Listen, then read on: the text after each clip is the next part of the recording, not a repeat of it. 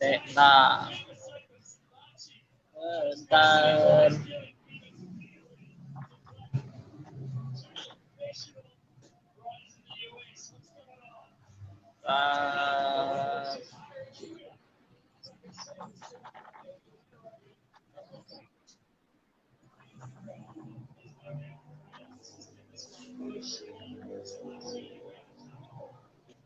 Apa? Bahas MT ODP. Ini gimana sih, nggak enak. Kok aku kurang enak.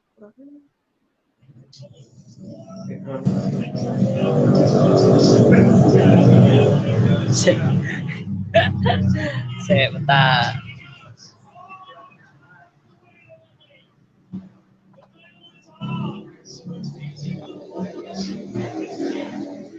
Nah, yuk. Halo teman-teman. Bertemu lagi ya. Bareng sama Mas Min di sini.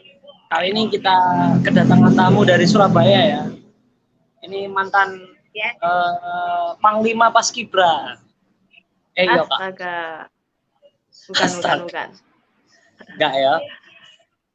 Jadi dia dulu aktivis Paskibraka kabupaten. Tapi kayaknya dia dulu sempat ikut seleksi Paskibraka kabupaten tapi nggak lolos ya. Ya, betul. Itu betul sekali. Ya, halo Mbak Nurul, gimana kabarnya? Baik?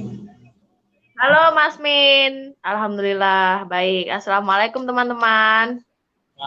Ya, jadi Mas Antero Jombang ya. Antero Jombang. Itu lumayan, ini malam minggu kita sangat mencirikan bahwa hari ini kita jomblo ya. Nggak pacaran tapi nge-live stream. Oh, benar. Kayak gitu kah? Enggak. Apakah Anda jomblo? Enggak, sebenarnya. Enggak. Ya, jadi gini, Mbak Nurul ini adalah mantan MT ya, manajemen trainee dari Mandiri Syariah. Ya, benar gitu, Mbak. Ya, benar, Mas. Mantan ya, karena sekarang kan udah jadi pegawai tetap ya. Ya, sekarang sudah masuk di korporasi. Jadi ya, orang BUMN. Bukan. Kalau Mandiri Syariah itu statusnya anak perusahaan BUMN. Tapi belum. Ada wacana anak-anak perusahaan BUMN itu mau di merger gitu sama pihak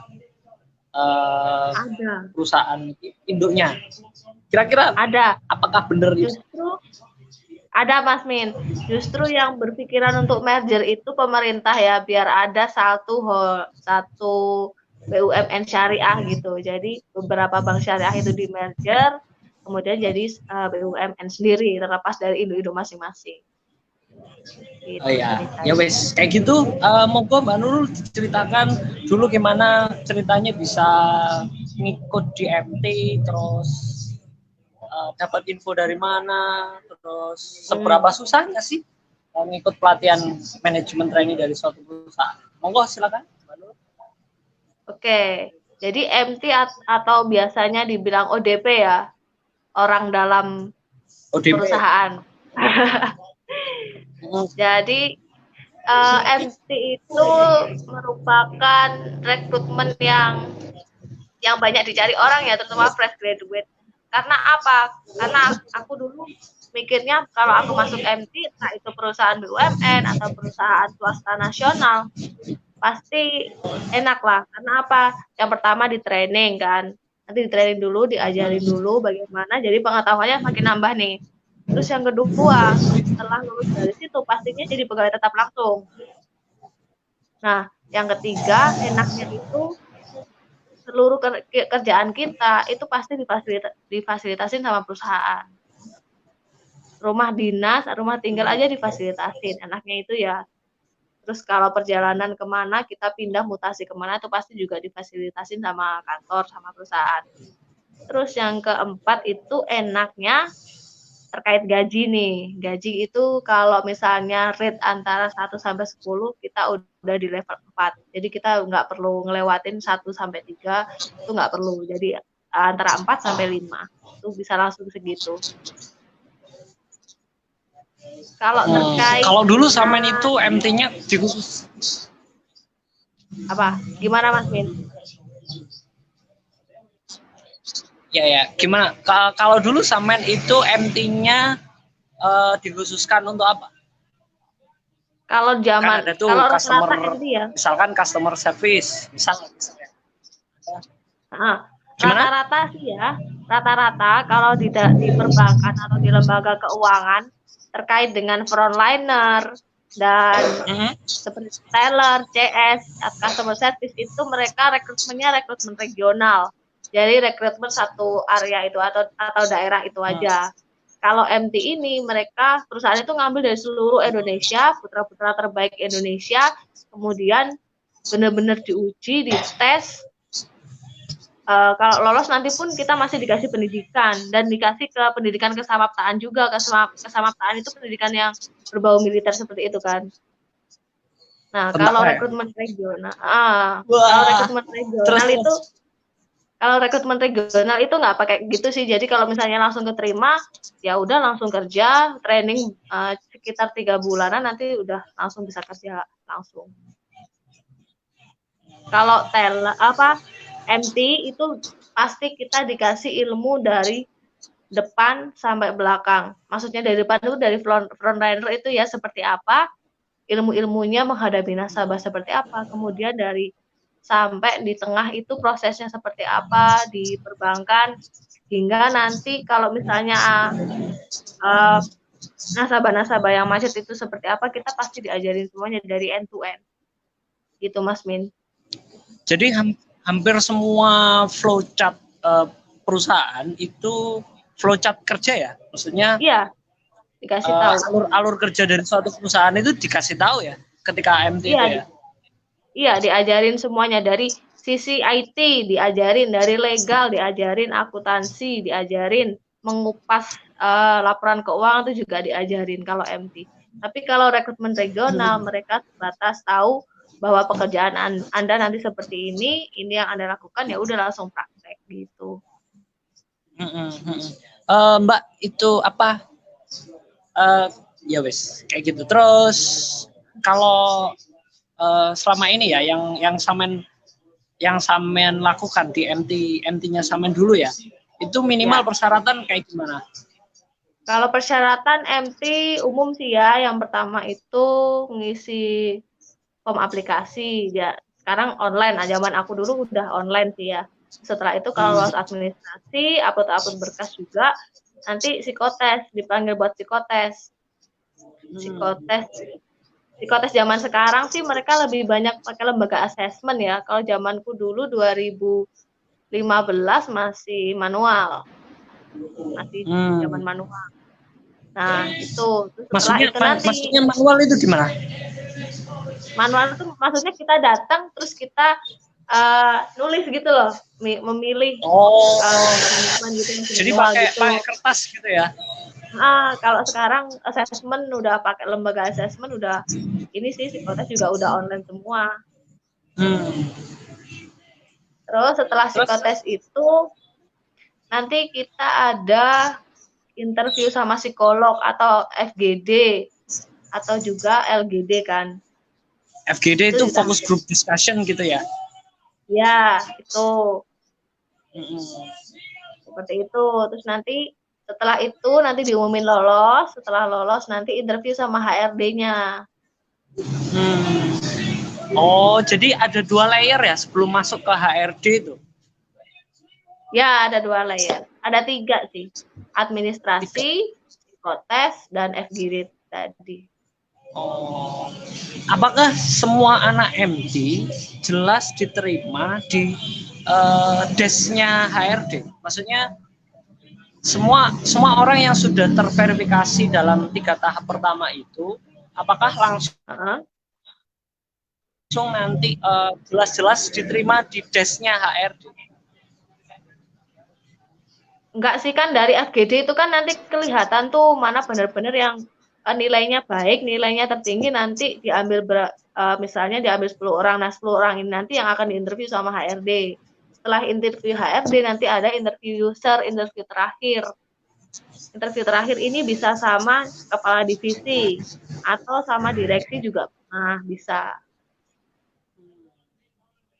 Gitu Mas. Jadi bisa sampai interview sama direksinya ya?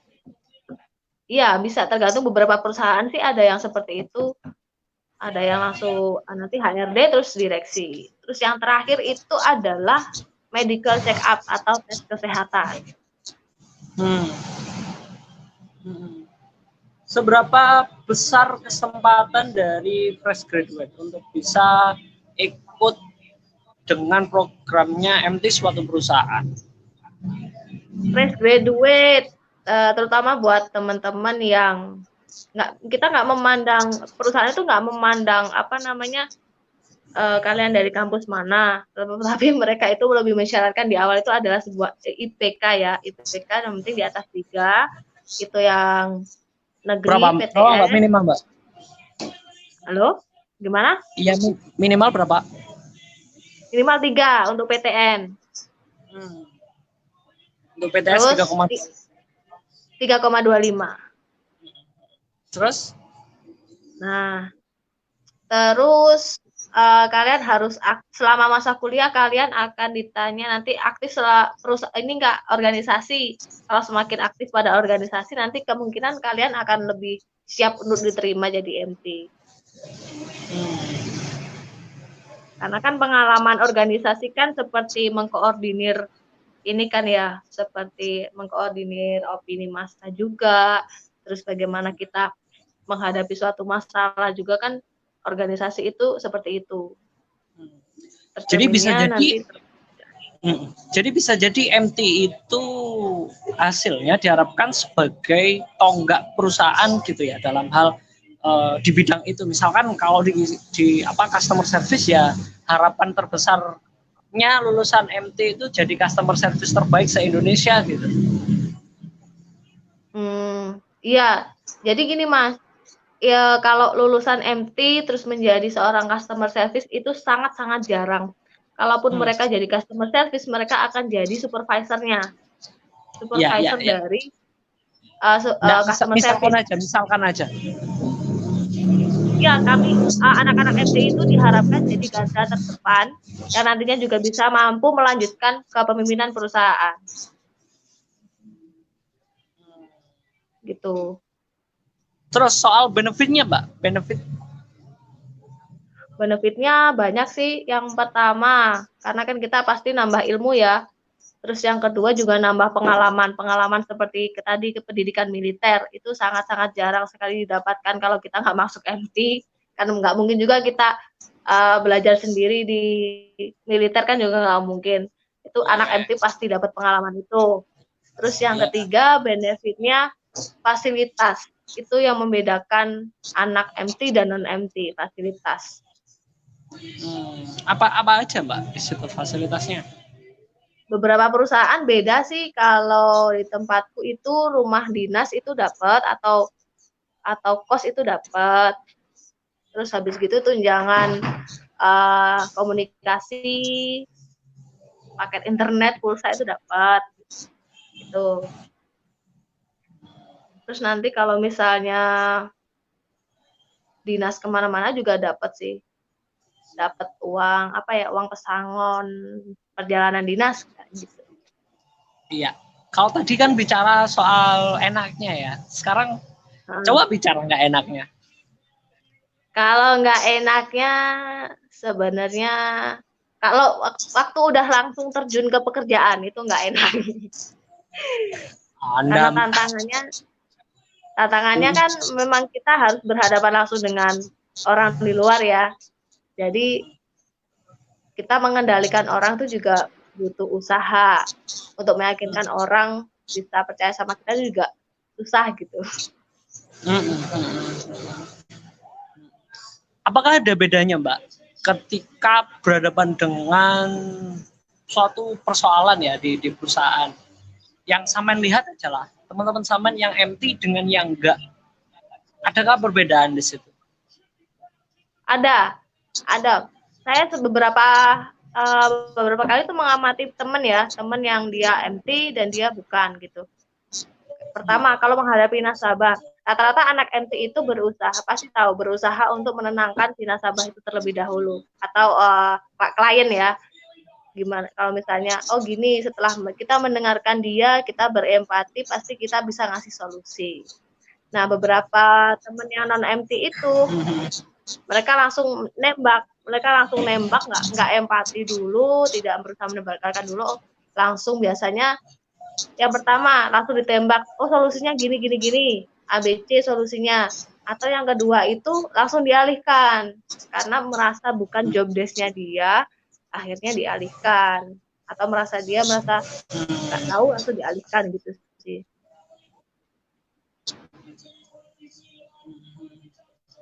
Udah. Itu dalam kasus bidangnya Samen ya, dalam kasus bidangnya Samen ya. Jadi lebih ke bagaimana caranya menyelesaikan suatu persoalan itu dengan lebih bijak gitu. Apakah seperti itu? Lebih bijak, lebih tenang, dan lebih sesuai prosedur.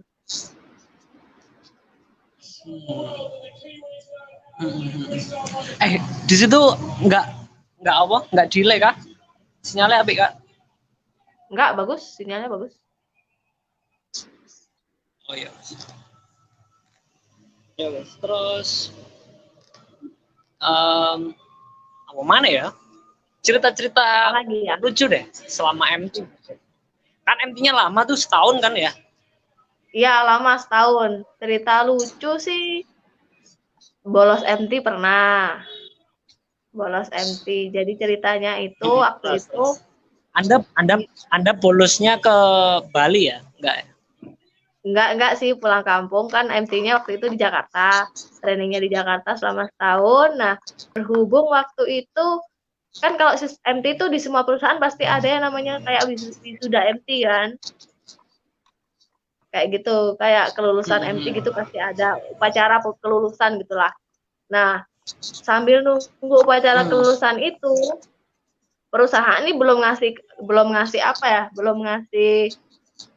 kepastian kapan kami bisa wisuda, kan namanya wisuda itu pasti juga mengundang direksi, mengundang kepala divisi juga. Nah, mereka ini jadwalnya masih padat, jadi kami tuh kayak diundur gitu. Nah, selama belum pasti itu, aku pulang kampung seminggu.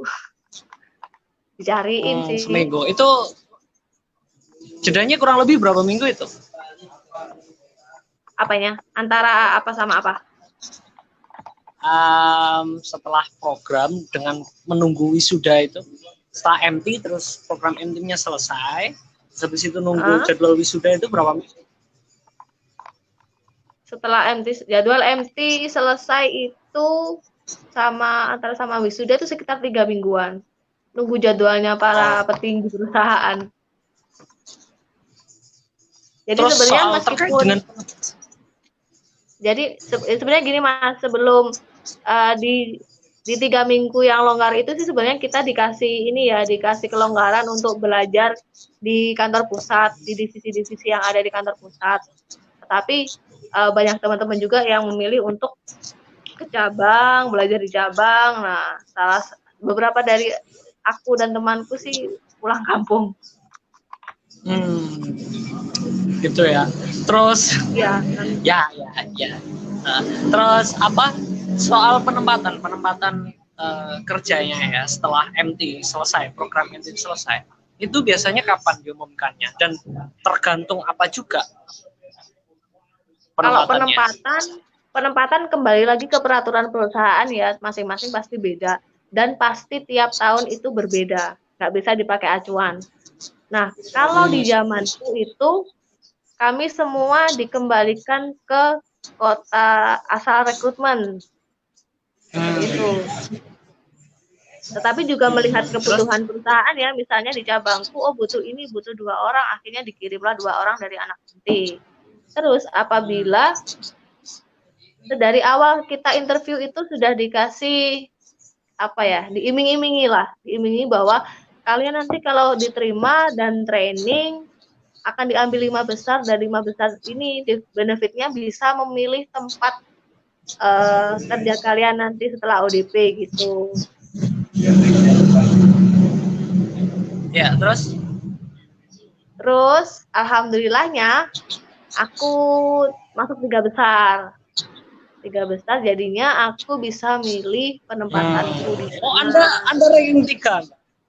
Ya, Oh, gitu ya. Oke. Terus. Itu sebelum itu pas waktu di Bandung itu apa enggak? Ngapain itu di Bandung? waktu Perempatan di juga? Bandung itu karena enggak sih. Sebenarnya trainingku di Jakarta, di sekitar Jakarta aja, di sekitar Blok M itu. Jadi waktu aku ke Bandung tuh cuman pulang aja ke tempat kakakku yang di Bandung. Oh, jadi Main. ya. Berarti nggak ada jadi nggak ada waktu banyak yang sampean kerjakan di Bandung ya, cuma sekedar mampir gitu aja ya. Iya, cuman main aja, mengisi waktu luang. Kan Sabtu Minggu trainingnya libur. Jadi kan aku pulang ke Bandung. Terus apa lagi ya?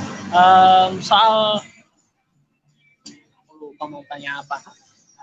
Semen selama ya penilaian itu ditentukan sama apa? Gimana? Penilaian? Kalau penilaian itu ditentukan oleh apanya maksudnya? Etos Penilaian kerja apa yang nih? seperti apa yang memang yang membuat sampean bisa ranking 3 gitu. Oh, itu sih kan gini ya, karena kan anak MT itu pasti diajarin end to end proses seperti yang aku bilang tadi. Jadi di setiap materi, misalnya nih materi frontliner. Nah, kita setelah dikasih materi, kita pasti ada ujian sama ujian praktek.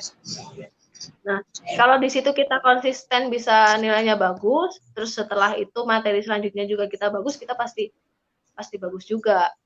Nah, tapi di MT itu juga pasti ada kayak skripsi gitu, enaknya. Pusingnya juga di situ. Namanya tugas akhir biasanya. Ada role play gitu nggak? Misalkan diterjunkan Banyak. di cabang yang memang kayak gimana misal contohnya? Jadi role play banyak. Waktu itu saya role play jadi ini nasabah yang mau gadai emas. Nah, Kasusnya, jadi ada role play. Case-nya saya gadai emas, tapi saya bawa emas batangan kan. Kemudian di tes, ternyata emasku palsu. Terus kayak gitu, terus akhirnya apa yang nanti harus dilakukan? apa sih yang betul. Nah, temanku ini kan jadi penaksir gadainya, penaksir emasnya. Nah, lalu apa yang harus dia lakukan gitu. Aku sih cuman jadi nasabah yang mau gadai gitu aja.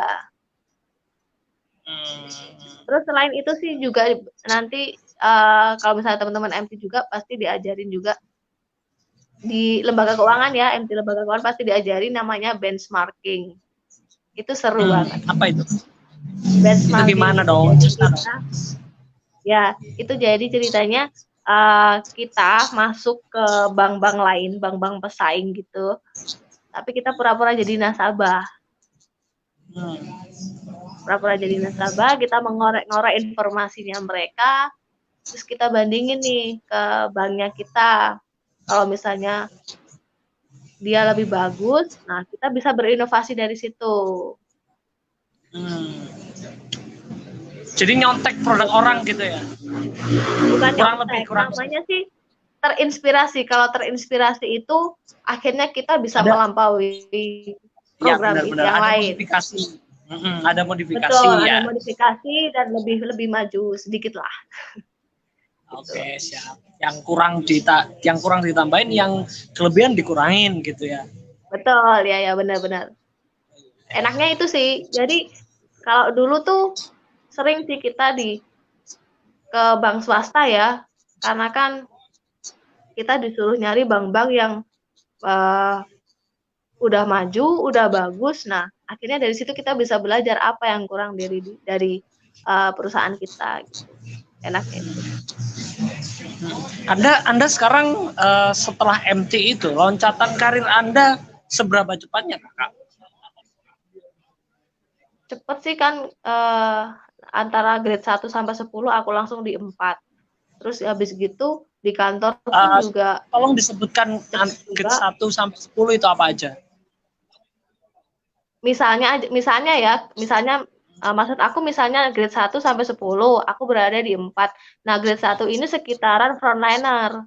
1 sampai 3 ini frontliner. 1 sampai 3 itu frontliner, berarti supervisornya gitu ya. 1 sampai 3 itu frontliner yang dia statusnya staff. Nah, kalau level officer itu di level 4. Officer, supervisor level 4 dan 5 itu. Kalau level branch manager level 6. Kayak gitu sih. Itu gambaran di perusahaan sekarang aku. Sudah level berapa? Anda sudah level berapa? Masih 4, Mas. Kenapa? KPI-nya nggak nuntut ya? KPI-nya nggak nuntut. Ini sih.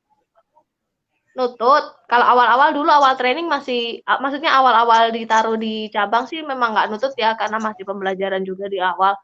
Nah, yang 2 tahun itu nutut sebenarnya, cuma masih ngantri.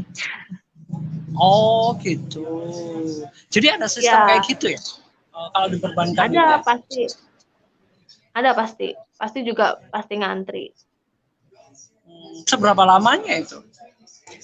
Dan misalkan nggak mau ngantri, ada resiko apa? Misalkan? Kalau nggak mau ngantri, gini, kalau nggak, kan gini Mas, sebelum kita dinaikkan jabatan atau dipindah jabatan, pindah cabang pun kita pasti diajak diskusi dulu sama atasan. Misalnya nih, Nurul, kamu di sini bagus, nanti kalau aku taruh di sini bagaimana? Nah, pasti nggak langsung keluarin SK gitulah, HR itu nggak langsung keluarin SK, karena perpindahan, kenaikan grade, kenaikan status itu pasti atas usulan atasan kan. Jadi atasan tuh pasti ngasih info ke kita, nanya-nanya juga ke kita. Kamu kalau misalnya tak taruh di cabang ini, kamu mau nggak? Nanti konsekuensinya kamu grade-nya naik, misalnya gitu. Nah, waktu itu aku ditawarin, tapi di Palu kalau nggak salah. Jadi dinasnya pindah ke Palu. Enak dong, renang tiap hari. Waktu itu sih zaman-zaman yang itu loh, zaman-zaman yang gempa bumi, jadinya nggak deh Pak, aku nggak dulu, aku gitu. Terus? Gimana? Terus? Terus aku nggak mau, ya udah di sini dulu. Di sini dulu nggak apa-apa, di hold. Aku sejauh ini sih aku selalu ditawarin gitu ya, kalau kamu mau upgrade diri kamu mau kenaikan grade, kenaikan dengan jabatan yang sama tapi naik grade ya, kamu bisa aku promosikan di cabang lain. Cabang lain ya. Kenapa sampean artinya kesempatan itu terbuka ya untuk meningkatkan hasil dari KPI itu tadi. Iya, terbuka banget sih. Kemarin karena kan tetap ngantri ya, meskipun kita baik, tapi kalau misalnya ada orang yang lebih lama dan meski dia bagus dan lebih lama, kan dia harus didulukan gitu loh. Kan kasihan juga. Soalnya apa? Perusahaan pasti berpikir kalau orang yang lama itu dengan orang yang udah lama ya, udah jabatannya udah lama, dia hasilnya bagus, nggak didahuluin, takutnya loyalitasnya akan goyah. Loyalitasnya udah nggak di perusahaan lagi, ya kan? Nah, perusahaan pasti memikir kayak gitu juga. Nah, seniorku dipindah ke mana ya? Ke daerah Medan sana sih, lupa aku, di Petisah atau di mana gitu. Jauh banget itu. Tapi dia langsung jadi kepala cabang. Anda katanya mau jadi kepala cabang Sidoarjo. Oh jangan. Kamu sih. Belum. Karena apa ya Mas? Karena cabang Sidoarjo itu cabang yang termasuk besar. Kelolaannya besar. Aku tahu kelolaannya besar. Kalau aku yang pegang nanti takut aku. Mending bener kata atasan aku sih, mending kamu jauh yang kecil-kecil dulu biar kamu belajar gitu. Benar. Artinya kan soal mental aja ya, mental dan kemampuan menanggung resiko. Iya, gitu benar. Ya? Iya. Karena kan kalau kita cuman mau aja, mau jabatan dan mau gaji, tapi kita nggak memikirkan pekerjaan itu seperti apa, malah nanti kena audit. Susah juga.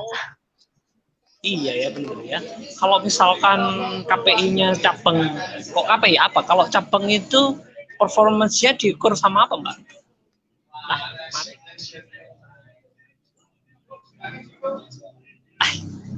Saya bentar. Mati nih orang.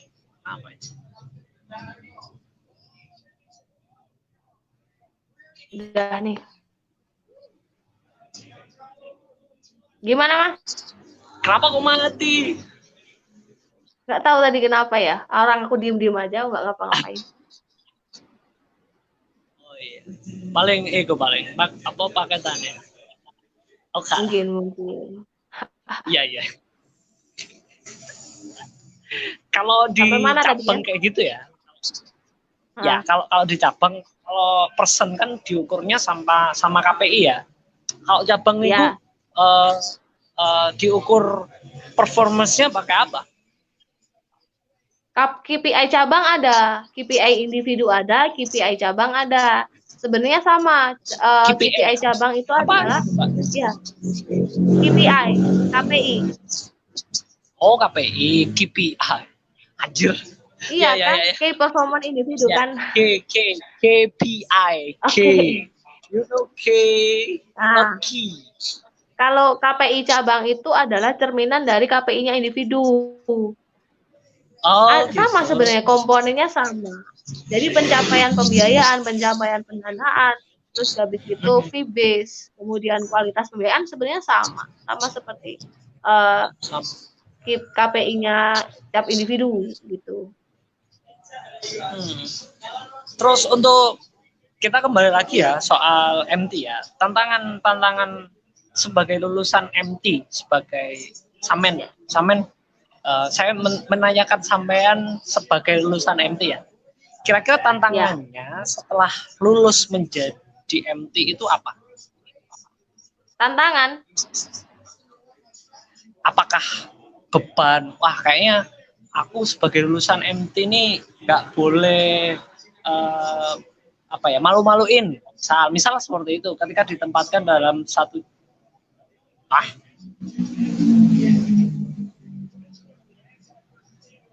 Halo, mati coy.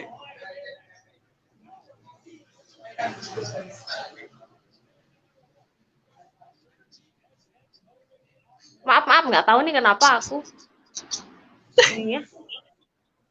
Jadi apa tadi, tantangan atau apa ya yang ditanyain? Ya. Setelah lulus dari MT, bebannya seperti apa sih?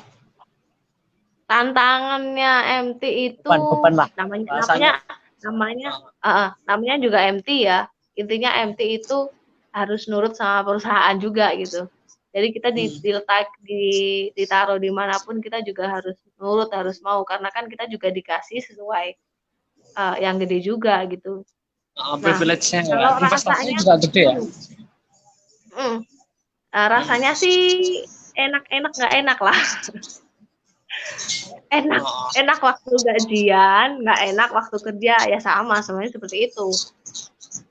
Tetapi kita pasti dapat toleransi, kita juga pasti dibantu sama teman-teman yang lain, saling bantu sama teman-teman yang lain. Kita juga bisa sharing ke atasan kalau misalnya ada kendala, enak sih. Ya, seperti itu. Kira-kira teman-teman ada yang tanyakan nggak ini? Monggo teman-teman, sudah cukup kayaknya ini penjelasan setengah jam lumayan. Jadi teman-teman, halo guys, 5 orang. Yang lihat banyak loh. Iya. Ya semoga teman-teman yang lihat semuanya yang pengen lolos MT di perusahaan manapun semoga lolos ya. Jangan takut menjadi seorang MT meskipun apa tantangannya besar, tetapi kalian juga akan digaji besar dengan fasilitas yang banyak. Gitu sih. Tetap ya, cuanisme, dinamisme. Karena rata-rata orang yang apa ya, fresh graduate saat ini, yang fresh graduate kekinian itu pasti nyarinya MT. Iya ya. Kecuali dengan orang-orang yang, kecuali dengan teman-teman yang ya udahlah aku di sini aja deket orang tua, ya udahlah kerja seadanya. Oke, ya udah itu memang pilihan kalian, tetapi usahakan dulu yang baik gitu kan.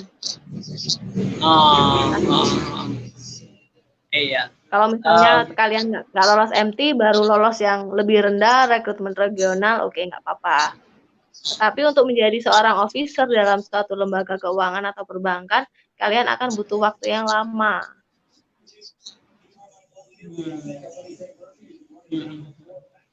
Gitu. Terus untuk pesan-pesannya, pesan-pesan yang lebih apa ya, trik-triknya lah mungkin untuk bisa masuk di MT apa?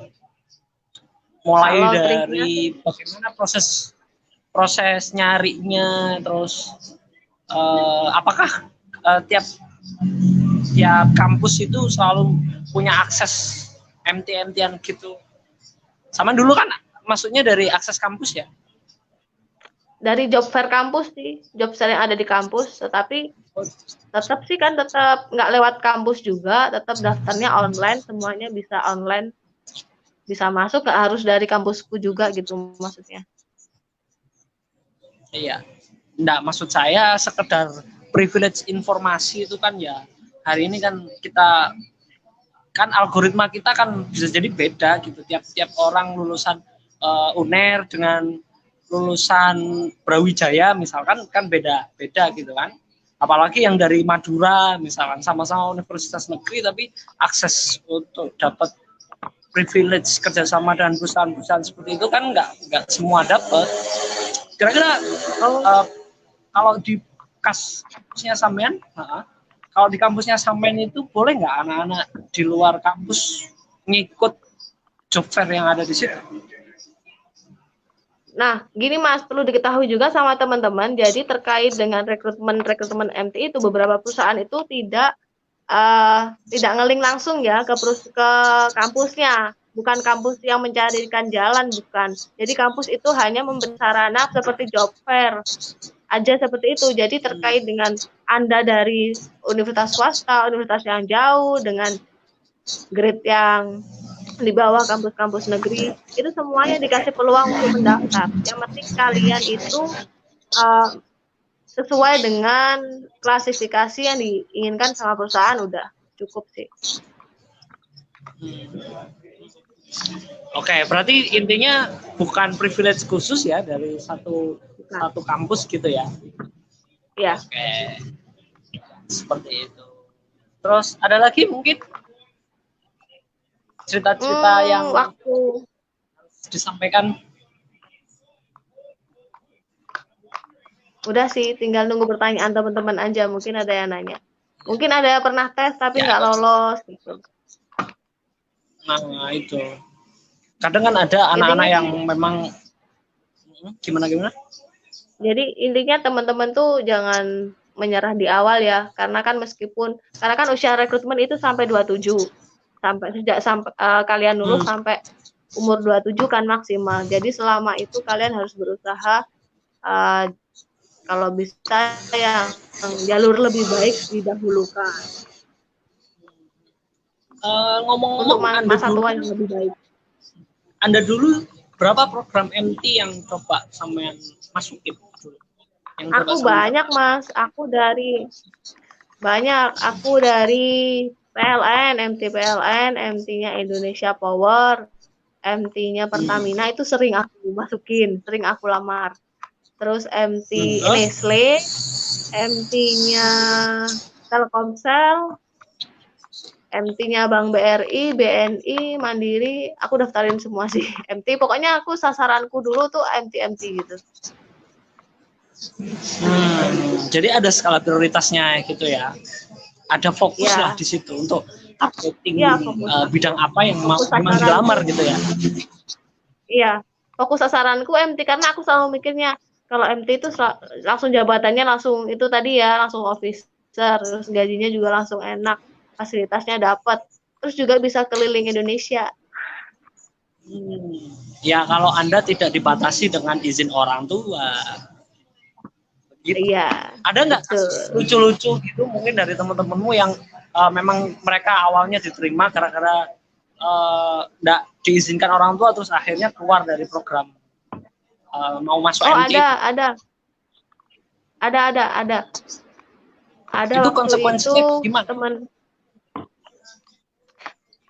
Konsekuensinya ini waktu itu sih temanku itu masih mau berangkat ya, tapi nggak dibolehin, jadi belum terima konsekuensi sih, jadi belum ada terikat dengan perusahaan, belum ada.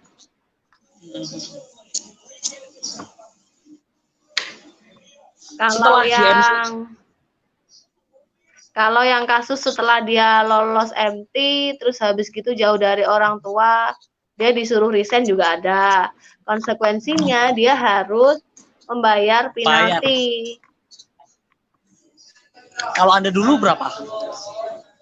Zaman aku dulu 200 juta kayaknya. Karena kan dalam masa ikatan dinas ya. Masa ikatan dinasku 5 tahun sih waktu itu 5 tahun. Setahun ya? 5 tahun kalau misalnya keluar dalam masa 5 tahun itu nanti akan dikenakan penalti, tapi proporsional tetap. Nggak harus langsung 200 juta gitu, nggak. Tapi nanti dihitung proporsional. Iya.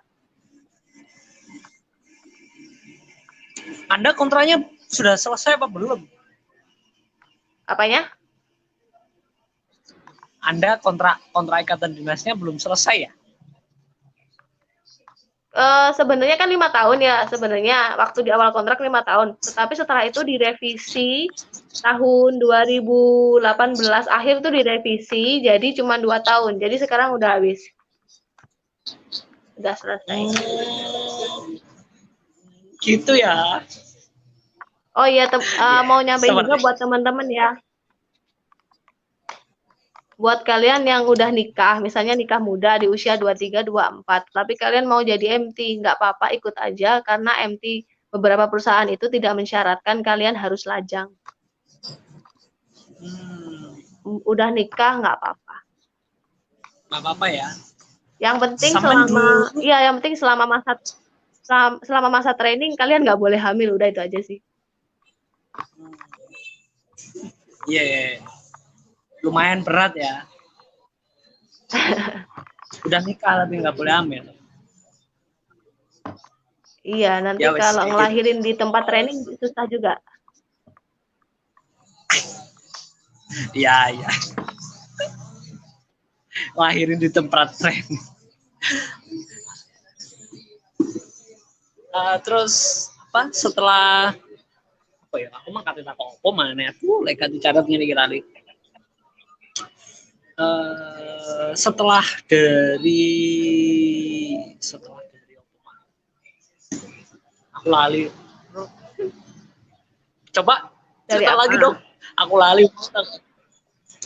Oh ya, setelah dari fresh graduate tadi, kira-kira berapa bulan setelah itu sampean diterima di MT yang sekarang itu? Aku setelah fresh graduate sempat kerja di Jombang juga 6 bulan. Terus setelah itu aku kerja di Surabaya 1 tahun. Terus aku tetap nyari sampai aku ketemu MT itu, lolos MT. Ya udah, aku ambil dia sampai sekarang. Oh, tapi selama proses sekitar itu 1,5 tahun lah. Jadi proses itu juga malah sampean hampir tiap bulan itu apply MT gitu ya selama kerja di apa? Jadi aku tuh dulu tuh rajin banget buka-buka namanya ini ya, situs perusahaan lowongan kerja gitu. Terus ada MT yang sekiranya jurusan aku bisa masuk, nilaiku bisa masuk, aku selalu daftar gitu. Kan namanya rezeki juga nggak ada yang tahu, kita coba-coba aja semuanya. MT itu bisa untuk semua jurusan ya? Bisa, kecuali pendidikan dan kesehatan. Pendidikan dan kesehatan. Ngomong-ngomong Anda jurusannya apa ya? Aku dulu ambil hubungan internasional. Wah, hubungan internasional ini diplomat ini ya, mantan wannabe nggak jadi tapi. Nggak jadi Mas, nggak lolos Mas. Oh nggak lolos ya. Anda dulu nggak lolos kemana Mbak? Gimana? Anda dulu nggak lolos diplomat kemana? Sempat daftar kemana diplomat? Jadi diplomat memang benar. Kalau bukan sih, aku dulu pernah ngelamar jadi PNS, tetapi Kementerian Luar Negeri kan jadi atase tuh. Nah, akhirnya temanku yang satu jurusan yang lolos, dia atase di mana tuh, di Kenya kalau nggak salah, atau di Mana-mana? Iya, di Kenya, Kenya. Afrika sana. Belum pulang dia, nggak bisa pulang dia. Nggak bisa. Nggak bisa. Iya. Seperti itu. Mungkin ada teman-teman yang tanya, monggo 3 orang ini yang online. Halo? Ya, halo. Ya. Masih kedengeran ya? Ya seperti itu. Pesan-pesan terakhir lah buat teman-teman sebelum kita akhiri ya. Sebelum kita akhiri talk show-nya, pesan terakhir buat teman-teman fresh graduate terutama, terus kemudian kan rata-rata member dari grup ini adalah SMA, SMK Mbak. Menurut sampean apa yang rata-rata memang kan syarat dari anak-anak MT atau ODP itu memang fresh graduate sarjana ya, atau memang mereka fresh graduate magister. Nah, buat teman-teman yang SMA, kalau memang kalian mau kuliah, nggak apa-apa, lanjutin aja kuliahnya biar nanti bisa fresh graduate. Nah, kalau misalnya teman-teman nggak ngelanjutin kuliah, ada sih jalur-jalur yang untuk teman-teman yang tamatan SMA, SMK itu ada. Tetap aja nyoba, nggak apa-apa. Biasanya rekrutmen regional tuh SMA, SMK gitu yang dicari. Oh, yang kalau perbankan regional SMK, SMA? Iya, masih bisa masuk. Masih bisa. Seperti itu, Mbak Nurul, terima kasih obrolan singkatnya, semoga bermanfaat ya. Dan saya juga makasih banget sama mau ngobrol nih sama teman-teman yang lain. Iya, Mas Min boleh juga. Misalkan pertanyaan lebih iya. Misalkan ada pertanyaan lebih lanjut, boleh disampaikan sosial medianya apa? Sosial media di Instagram, saya lebih aktif di Instagram. Itu di Naini Hijriah. Udah. Ya. Naini Hijriah, jadi Nano Alpha. Gimana? Nano Alpha, India, Nano India. Hotel Nano India. Apa? Hotel India, Jakarta, Romeo India, Yankee, Alpha Hotel. Hotel aduh. Mas Min pasti punya lah, kan kita saling follow Mas. Iya ya benar. Nah ini mau tak tulis ini biar kelihatan sama begitu. Tapi nanti aja lah. Nanti ku tag aja soalnya ini agak nge-lag ini. Screen-nya agak nge-lag. Biasanya kalau saya nge-live pakai desktop. Nah, ini kan kebetulan nggak pakai desktop. Ya, terima kasih Mbak Nurul. Sampai berjumpa. Kapan-kapan kita ngobrol lagi kalau ada kesempatan ya. Buat teman-teman, mohon maaf kalau ada salah-salah. Terima kasih. Assalamualaikum warahmatullahi wabarakatuh. Waalaikumsalam warahmatullahi wabarakatuh.